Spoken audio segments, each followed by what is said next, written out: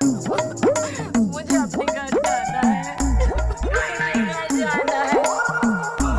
मुझे अपने घर जाना है। भी तो चेक करिए कि जब आप रोड पर उतर रहे हैं तो लोग आपके पीछे हैं कि नहीं। अगर लोग आपके पीछे नहीं है तो मुट्ठी खुल जाएगी, आप बेनकाब हो जाएंगे। ऐसा कैसे हो गया? क्या मुसलमानों का मोह भंग हो गया ममता जी से? जब ये ममता हार गई है तो मुसलमानों के अंदर भी बेचैनी हो गई उनके फ्यूचर, उनके भविष्य को लेकर के। आप ऐसे पैसा फार्मूला बता रहे हो कि मुसलमान भी इधर आए अनंत अमित के पास तो ये 100 में 100 सीटें जीत जाए, बाकी लोग क्या करें? वो गंगा में जल समाधि ले। और यार जो नेता अपनी पार्टी नहीं सुरक्षित रख सकता है मुफ्ती साहब, उसको नेता रहने का हक है क्या? नहीं ना। लेकिन वो क्या कह रही थी ममता जी? वो कह रही थी ब्लू फलाना हॉस्पिटल वाला मेरी चप्पल मेरे पांव चाटता था मेरे अपॉइंटमेंट के लिए। ममता जी आपके पांव नहीं चाटता था रवि भाई, वो पश्चिम बंगाल के मुख्यमंत्री के पांव चाटता था। लेकिन सत्ता के जरिए रंगबाजी करोगे, मुंह चैटोगे तो सत्ता जाने के बाद घुटनों पर बैठना पड़ेगा। यही हो रहा है तृणमूल में, ध्यान रखिए। बाकी लोग भी सबक सीखेंगे।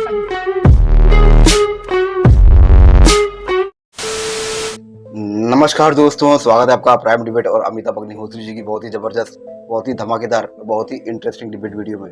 दोस्तों, विधानसभा चुनाव संपूर्ण होने के बाद, या यूं कहिए कि विधानसभा चुनाव बीजेपी के साथ हारने के बाद कुछ पार्टियां टूट पड़ी। जैसे आपको पता होगा महाराष्ट्र में एनसीपी और शिवसेना। अब दोस्तों पश्चिम बंगाल में टीएमसी की भी यही हालत होने वाली है। ऐसा होना ही था, क्योंकि दोस्तों जो पार्टी सिर्फ एक व्यक्ति के चेहरे पर चलती है, मैंने पहले भी कहा था, जो पार्टी सीधी जो कभी किसी एक ही व्यक्ति के चेहरे पे चलती है तो वो पार्टी कभी सर्वाइव नहीं कर सकती। एक ना एक दिन उसे खत्म होना ही पड़ता है। और दोस्तों टीएमसी भी जल्दी खत्म हो जाएगी। और भी सच कहता हूँ, बीजेपी जैसा चाहे वैसा टीएमसी को अब नचा सकती है, और वो होने वाला भी आने वाले वक्त में, क्योंकि ये एक चेहरे पे ही टिकी हुई थी। दोस्तों इन्हीं टीएमसी के टूट पर ये डिबेट चल रही है। दोस्तों इस डिबेट में आप देखोगे जो मुफ्ती नदीमुद्दीन आई है, दोस्तों वो ऐसा कहने लगते हैं कि अब बीजेपी शासन करने वाली है भारत पर आने वाले 50 साल तक। तो मुसलमानों को ये करना चाहिए कि बीजेपी के साथ चले जाए। तो दोस्तों जब मुसलमान भी बीजेपी के साथ चले जाएंगे तो दोस्तों होगा क्या, ये विपक्षी पार्टी को क्या होगा? तो दोस्तों मुफ्ती नदीमुद्दीन ऐसी सलाह दे रहे, तो अमिताभ अग्निहोत्री जी मजे ले रहे मुफ्ती नदीमुद्दीन की उनकी इसी बातों पर। लेकिन दोस्तों मुफ्ती नदीमुद्दीन ने और सारी बातें की, लेकिन उन्हीं सभी बातों के को आधार बनाकर अमिताभ अग्निहोत्री जी ममता बनर्जी की क्लास लगा रहे हैं। दोस्तों भयंकर क्लास लगा रहे हैं। ऐसी बातें ममता बनर्जी ने कही थी और ऐसे काम उन्होंने किए थे कि उसका हिसाब लेना जरूरी था। तो अमिताभ अग्निहोत्री जी अपने डिबेट में वो सभी बातें गिनवा के ममता बनर्जी से अच्छी तरह से हिसाब ले रहे हैं। दोस्तों जबरदस्त इंटरेस्टिंग डिबेट वीडियो आप पूरा देखोगे। सच कहता हूँ, आपको आखिरी तक देखने में, अंत तक देखने में आनंद अवश्य प्राप्त हो जाएगा। इंटरेस्टिंग डिबेट वीडियो को शुरू करते हैं। स्टार्ट। ये टीवी वाले भाई, कैमरा ईश्वर कर दो तुम। यानी ममता जी को हारे हुए और सरकार से हटे हुए अभी 1 महीना नहीं हुआ, इतने में पार्टी के सब कर्म हो गए, चिंदी चिंदी होके चीजें बिखर गई। अब लोग बता रहे हैं कि ममता जी के पास मुश्किल से 20 विधायक बचे हैं। 80 जीते 20 बचे, बताइए 20-22। सांसद कोई फोन पर नहीं आ रहा, 2 सांसद केवल उनके साथ उतरे सड़क पर, 1000 आदमी उतरा। अच्छा हम मान भी ले कि चलो सांसद विधायक राजनीतिक लोग हैं, ये दंड फंद में लग जाते हैं, तो जनता तो उतर सकती थी अगर ममता जी कलकत्ता में उतर रही थी। 10 लाख की भीड़ अगर ममता जी के पीछे चलने लगती तो ममता जी जयप्रकाश नारायण के बराबर खड़ी हो जाती उसी समय। मोदी जी को भी समझ आ जाता, अमित शाह जी को भी समझ में आ जाता, और शुभेंदु को तो पसीना आ ही जाता। लेकिन वहां तो कुल लोग बता रहे 1800 आदमी जुटा। इतनी बड़ी नेता, 15 साल तक राज किया बंगाल में आपने, और आप जब पहली बार सड़क पर उतरी सत्ता से हटके तो 1800 आदमी और 6 विधायक। रोड पर उतरना अच्छा है, मेरे जैसे लोग मानते हैं कि वो राजनीति की सबसे अच्छी विधा है। लेकिन ये भी तो चेक करिए कि जब आप रोड पर उतर रहे हैं तो लोग आपके पीछे हैं कि नहीं। अगर लोग आपके पीछे नहीं है तो मुट्ठी खुल जाएगी, आप बेनकाब हो जाएंगे। नेता इसलिए भी रोड पर उतरने से डरते हैं मुफ्ती साहब कि वहां 2 मिनट में बेनकाब हो जाते हो, चेहरा काला हो जाता है। भाई आपने कहा मैं राष्ट्रीय नेता हूं, लोगों ने कहा चलो चाचा धरने पर, और चाचा चले गए, वहां लोग आए 4, तो आप तो मोहल्ले के भी नेता नहीं रहे, लुटिया डूब गई। ममता जी ने दांव चला, उनको लगा मैं नंदीग्राम वाली ममता हूं कि सड़क पर उतरूंगी तो 1,50,000 आदमी पीछे होगा, वहां 800 आदमी था। खैर मुफ्ती इसमें कोई विवाद नहीं करता, निर्विवाद है कि बंगाल में प्रो मुस्लिम पॉलिटिक्स का सबसे बड़ा चेहरा ममता जी रही 15 साल। उन्होंने काफिर भी कह दिया हिंदुओं को कि काफिरों को वोट मत देना, नहीं तो अल्लाह नाराज होंगे, और अल्लाह अकबर का नारा भी लगा दिया, सब काम किया। जो 58 विधायक गए हैं ममता जी की छतरी से हट के टीएमसी में वो है, वो करे ओरिजिनल टीएमसी हम है, ममता वाली ओरिजिनल नहीं, वो डुप्लीकेट है। ये तो उनमें तमाम मुसलमान हैं विधायक, क्योंकि ममता के तो जीते ही ज्यादा मुस्लिम विधायक ज्यादा हैं। ऐसा कैसे हो गया? क्या मुसलमानों का मोह भंग हो गया ममता जी से? रीजनल पार्टियां जब कभी इलेक्शन हार जाती हैं तो वो पार्टियां टूट फूट की शिकार हो जाती हैं। सड़कों से संघर्ष का इन्होंने रास्ता किया, यही हाल केजरीवाल का था। मेरा मानना यह है कि 15 साल इन्होंने जो रोल किया, इससे पहले कम्युनिस्ट पार्टियों के साथ मुसलमान थे, फिर ममता के साथ मुसलमान है, मगर 15 साल में भी मुसलमानों का उत्थान नहीं हुआ। जब ये ममता हार गई हैं तो मुसलमानों के अंदर भी बेचैनी हो गई, उनके फ्यूचर, उनके भविष्य को लेकर के। सबको ये मालूम है कि ममता बनर्जी की उम्र इतनी हो चुकी है कि आगे रास्ता नहीं दिखता है कि ममता बनर्जी बैक कर जाएंगी, और अभिषेक बनर्जी की क़यादत में तो कोई भी वहां साथ रहने के लिए तैयार नहीं है। मेरा मानना यह है कि अब बीजेपी का जो ऑपरेशन लोटस है वो तो शुरू हो गया। बाकी ग्रुप को बीजेपी, मुझे लगता है मुसलमानों को ये बात लगी होगी कि अब ममता बनर्जी अब बिरयानी नहीं खिला सकती, अब उनके बटुआ में कुछ नहीं बचा, तो उन्होंने कहा जब बिरयानी नहीं मिलेगी तो इनके घर झाल बजाने से क्या फायदा। बिल्कुल बिल्कुल बिल्कुल आपकी बात वही है कि मुसलमानों को भी अब लगने लगा है कि भाई ममता बनर्जी तो वापस आने वाली नहीं है, ये तो खत्म हो गया। अब मुसलमान तलाश कर रहा है कि जाए कहां जाए, मगर बीजेपी तो एक ग्रुप को जिंदा रखेगी ताकि वो बीजेपी का विरोध करता रहे, और बीजेपी नहीं चाहेगी कि वहां कांग्रेस जिंदा हो या लेफ्टिस्ट आए। देखिए 100 साल में भी अब लेफ्टिस्ट नहीं आएंगे। लेफ्टिस्ट अब या तो बीजेपी में चले गए, वो ममता के साथ थे, फिर ममता से निकल करके बीजेपी में आए। त्रिपुरा में क्या हुआ, जितने लेफ्टिस्ट थे वो सब राइटिस्ट हो गए। अब सवाल यह नहीं है, सवाल है कि मुसलमान जाएंगे तो कहां जाएंगे। मुसलमान बीजेपी के साथ नहीं जा सकते, मगर मुसलमानों को भी पुनः विचार करना चाहिए कि मेन स्ट्रीम में आकर के सत्ता का विरोध करने के बजाय सत्ता से भी बातचीत करके उनके एमएलए कोई रास्ता निकाले। मुफ्ती साहब, एक कैफे आजमी साहब का शायद शेर है, शबाना आजमी के वालिद, कि रोने के वास्ते भी कोई बेकली रहे। क्या आप ऐसे पैसा फार्मूला बता रहे हो कि मुसलमान भी इधर आए अनंत अमित के पास तो ये 100 में 100 सीटें जीत जाए, बाकी लोग क्या करें? वो गंगा जल समाधि ले। अभी तो 80 जीते कुल, सुन लो आप, इंडिया 200 पार चले गए। मुसलमान भी इनके साथ आ जाता तो फिर तो ममता जी क्या जीतती, वो तो खुद तो खुहारी गई। आप ये चाह रहे हो कि टीएमसी 0 हो जाए। अगर समाजवादी अगर उत्तर प्रदेश का मुसलमान भी भाजपा को वोट दे देगा तो समाजवादी पार्टी क्या करेगी? अब हमको भी बता दो क्या करेंगे। देखिए सुनिए, अब हवन करेंगे। बीजेपी को कितने साल से हरा रहा? 75 साल तो आजादी हो गए, 50-60 साल तो कांग्रेस की सरकारें रही हैं। उन्हीं के टाइम में तो सच्चर कमेटी की रिपोर्ट आई है। अभी लंबे टाइम तक भी आप देखिए भारत की पॉलिटिक्स में लंबे टाइम तक भी कांग्रेस के वापस आने की कोई संभावना नहीं है। अब कांग्रेस साउथ में आ गई और नॉर्थ के अंदर भाजपा स्ट्रांग है, तो मुसलमान क्या करेंगे? मुसलमानों को भी दलितों की पॉलिसी अपनाना पड़ेगा। आज दलित भाजपा के साथ है। लोग जो कह रहे हैं कि पीडीए दलित मुलायम सिंह अखिलेश के साथ जाएंगे, कहां जाएंगे?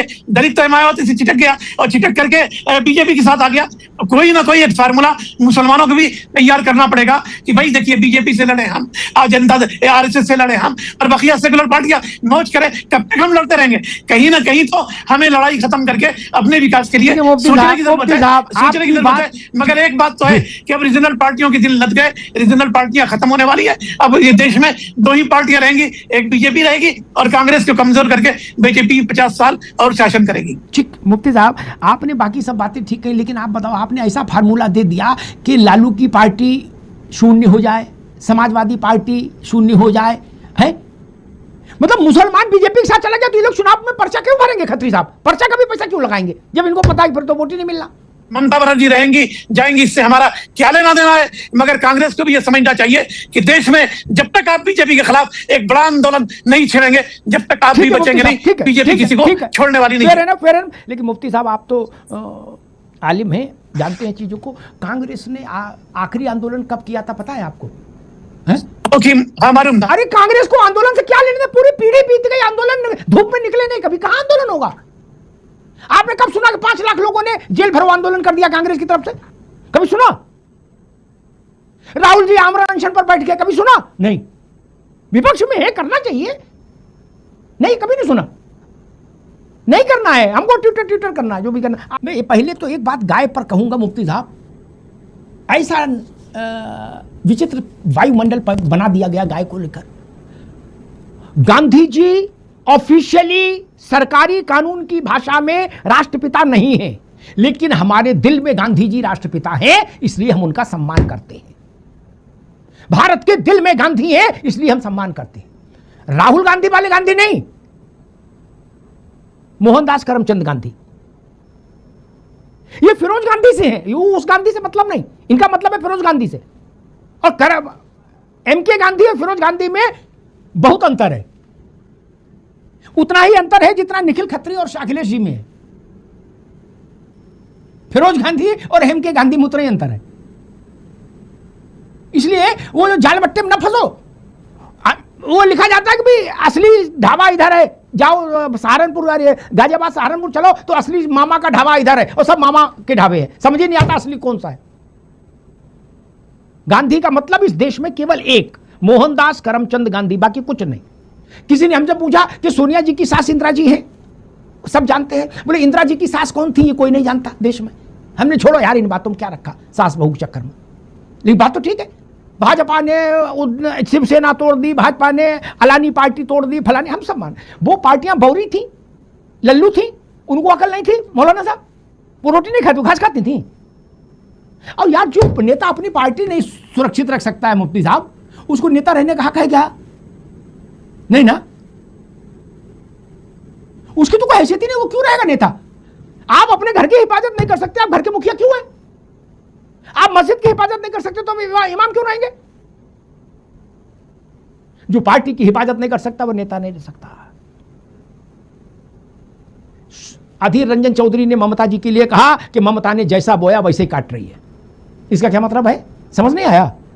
ये तो कांग्रेस वालों पर कई बार लगता है कि मतलब कुछ क्या निछावर कर दें। कांग्रेस के शरीर से पूरी ऊर्जा और रक्त खींच लिया था ममता बनर्जी ने, निस्तेज कांग्रेस पश्चिम बंगाल में कर दी थी। वो कांग्रेस भी इस वक्त अपना ढपली बजा रहे हैं, करे जी बड़ा गलत कर दिया, पार्टी तोड़ दी। कई बार नेताओं को यह भ्रम हो जाता है जब वो सत्ता में, ममता जी क्या कह रही थी, ठीक है कुछ गर्मी भी है, कुछ परिस्थितियां उनके विपरीत है, हो सकता है दिमाग पर असर आए, लेकिन वो क्या कह रही थी ममता जी? वो कह रही थी ब्लू फलाना हॉस्पिटल वाला मेरी चप्पल मेरे पांव चाटता था मेरे अपॉइंटमेंट के लिए। ममता जी आपके पांव नहीं चाटता था रवि भाई, वो पश्चिम बंगाल के मुख्यमंत्री के पांव चाटता था। अब जो मुख्यमंत्री उसके चाटेगा। ममता जी को यह गलतफहमी हो गई कि मेरे पांव चाटे जा रहे हैं। मुफ्ती साहब यह बड़ी भारी समस्या है। नेता सत्ता में होता है, 100 लोग उसको फोन करते हैं, वो पगला जाता है, उसको लगता है मैं इतना लोकप्रिय हो गया। पता लग गया 800 लोग थे कुल जब सड़क पर उतरी ममता जी हार के बाद पहली बार। क्या तो जैसे होते मुंह दिखाई, 800 लोग आए उसमें कुल। आप राष्ट्रीय नेता हो, आप करीब प्राइम मिनिस्टर के कैंडिडेट होंगे, 800 लोगों को जुटा के प्राइम मिनिस्टर बनोगे महाराज। ममता जी का बयान मैंने सुना, मैंने कहा मैच्योर लेडी है भाई, कैसे बयान दे रही है कि मेरे पैर चाट रहे थे, ये भाषा है? तो अब आपके क्यों चाटेंगे पैर, शुभेंदु के क्यों नहीं चाटेंगे बताइए? अब तो जिस राजा सिंहासन का महत्व होता है, गुड्डू पप्पू का महत्व नहीं होता मित्र। सिंहासन पूजित होता है। आप सिंहासन से हट गए, आप गुड्डू पप्पू हो गए, जुम्मन और रफीक हो गए। मुफ्ती साहब गलत तो नहीं कहा? जामा मस्जिद के अहमद बुखारी को, अब्दुल्ला बुखारी को, इनको हटा दीजिए पद से, इमामियत से, तो चांदनी चौक में कोई नहीं पूछेगा। मुफ्ती साहब जामा मस्जिद से सीढ़ी नीचे उतरेंगे और लोग इनसे चकल्लस करने आ जाएंगे। सारा जलवा जलाल पद से ही है, या कद इतना बड़ा बना लीजिए कि बिना पद के भी लोग आपको नमस्ते करें। लेकिन सत्ता के जरिए रंगबाजी करोगे, मुंह छेंटोगे, तो सत्ता जाने के बाद घुटनों पर बैठना पड़ेगा। यही हो रहा है तृणमूल में, ध्यान रखिए। बाकी लोग भी सबक सीखिए ममता जी से। क्या अब अपने सांसद को खुद ही पंखा कर रही हैं? वो 3-3 हजार पुलिस फोर्स पीछे चलती है तो आदमी पगला जाता है रवि बाबू। जाने कितने रंग की फोर्स चलती है पीछे, क्या एमआर जेमआर गाड़ियां, हा हा हूं, उसको लगता है कि मैं खुदा हूं।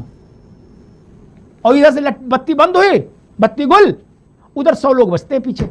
बताइए 80 सांसद विधायक जीते, 6 लोग ममता जी के साथ गए। ममता जी को अपने राजनीतिक कद समझ आ जाना चाहिए। एक शेर है ममता जी के लिए कहूंगा, मुफ्ती साहब आपको समर्पित कर रहा हूं, आप उर्दू के जानकार हैं, कि कश्ती का जिम्मेदार सिर्फ ना खुदा नहीं कश्ती का जिम्मेदार सिर्फ, ममता जी के लिए कह रहे हो भाई, कश्ती का जिम्मेदार सिर्फ ना खुदा नहीं, कश्ती में बैठने का सलीका भी चाहिए, पार्टी चलाने का सलीका भी आना चाहिए, तब पार्टी चलती है, वरना तो ऐसे सड़क पर चौराहे पर पंखा करना पड़ेगा। धन्यवाद। तो दोस्तों डिबेट हो गई खत्म, वीडियो हो गई पूरी। उम्मीद करता हूँ दोस्तों अमिताभ अग्निहोत्री जी की ये लेटेस्ट धमाकेदार डिबेट वीडियो आपको पसंद आई होगी। तो दोस्तों इस डिबेट में बहुत सारे इंटरेस्टिंग बातें थी, लेकिन अपनी कोई लिमिट है, उस लिमिट के हिसाब से ही मैं आपके सामने कुछ हिस्से लेके आया था। तो दोस्तों इस डिबेट में एक बहुत ही जबरदस्त हिस्सा था कि राष्ट्रपिता महात्मा गांधी को राष्ट्रपिता संविधान ने नहीं बनाया है, हम लोगों ने ही बनाया है। तो दोस्तों जब बोलचाल में बोला जाता है तो सब मानते भी है। तो दोस्तों ऐसे ही महात्मा गांधी जी के लिए राष्ट्रपिता का सम्मान दिया गया, तो हम सभी ने उनको मान लिया। दोस्तों ये डिबेट में वो हिस्सा जबरदस्त था, तो लेकिन दोस्तों ये डिबेट के टॉपिक से वो मैच नहीं हो रहा था, इसलिए मैंने वो हिस्सा हटा दिया, कुछ और हिस्सा जोड़ दिया। वो भी आपने देखा होगा, आपको बहुत ही मजा आएगा वो हिस्सा देखकर। तो दोस्तों सच बात है, जो हमारे संविधान में ऐसा कुछ लिखा नहीं गया, बस बोल दिया तो मान लिया। तो दोस्तों ये डिबेट की सच बात को बहुत जबरदस्त डिबेट वीडियो है। इस वीडियो का लिंक मैं अपने डिस्क्रिप्शन में अवश्य दूंगा। दोस्तों पूरा देखिए, बहुत ही जबरदस्त रॉ डिबेट है, आपको मजा भरपूर आने वाला है डिबेट। मैंने पहले भी अपने एक डिबेट में जो ममता बनर्जी से ही रिलेटेड थी, मैंने कहा था कि एक चेहरे पर जो पार्टी चलती है उसका धराशायी होना तय हो जाता है। तो दोस्तों मेरी बात सही हो गई। वैसे कोई बड़ी ये ज्ञान की बात नहीं है, बहुत कॉमन सी बात है। किसी एक ही आदमी के चेहरे पे कोई चीज चलती जाएगी, जब वो आदमी खत्म हो जाएगा तो उससे रिलेटेड सारी चीजें खत्म हो जाती है। ममता बनर्जी के बारे में मैंने ऐसे ही कहा था। तो दोस्तों अब उनकी पार्टी खत्म होने पर, क्योंकि ये भी आगे आने वाले 5-10 साल में दोस्तों इनकी उम्र क्या हो जाएगी, ये क्या टिकने वाली है राजनीति में। इनकी पार्टी अभी दम तोड़ रही है। आपको पता होगा 55 इनके विधायकों ने अपना एक लेटर तैयार करके विधान परिषद में दे दिया है पश्चिम बंगाल के, और उनको वो लेटर स्वीकार भी कर लिया गया है। इसका मतलब अब आने वाले टाइम में ये होगा कि तृणमूल कांग्रेस कुछ कोई और कहलाएगी, जैसे शिवसेना एनसीपी कुछ कोई और कहला रहा है। सिंबल उनको मिल जा रहा है, जो ओरिजिनल है वो डुप्लीकेट हो जा रहे हैं, और दोस्तों जो अभी बने हैं बस एक तरह से कहिए कि जो डुप्लीकेट है वो ओरिजिनल बन जा रहे हैं। मामला ऐसा हो रहा है दोस्तों, मामला पूरा लीगल है अनलीगल है वो आप समझ जाओगे आपको आने वाले टाइम में। जिसके पास असली सिंबल वो लीगल, जिसके पास नकली सिंबल वो इलीगल। तो दोस्तों उम्मीद करता हूँ ये डिबेट वीडियो आपको बहुत ही जबरदस्त, बहुत ही इंटरेस्टिंग लगी होगी। अमिताभ अग्निहोत्री जी की ऐसी ही लेटेस्ट धमाकेदार डिबेट वीडियो देखने के लिए आप प्राइम डिबेट के इस यूट्यूब चैनल को आप सब्सक्राइब करते जरूर जाओगे। मिलता हूँ मैं आपसे अगले वीडियो में, तब तक के लिए जय हिंद, वंदे मातरम।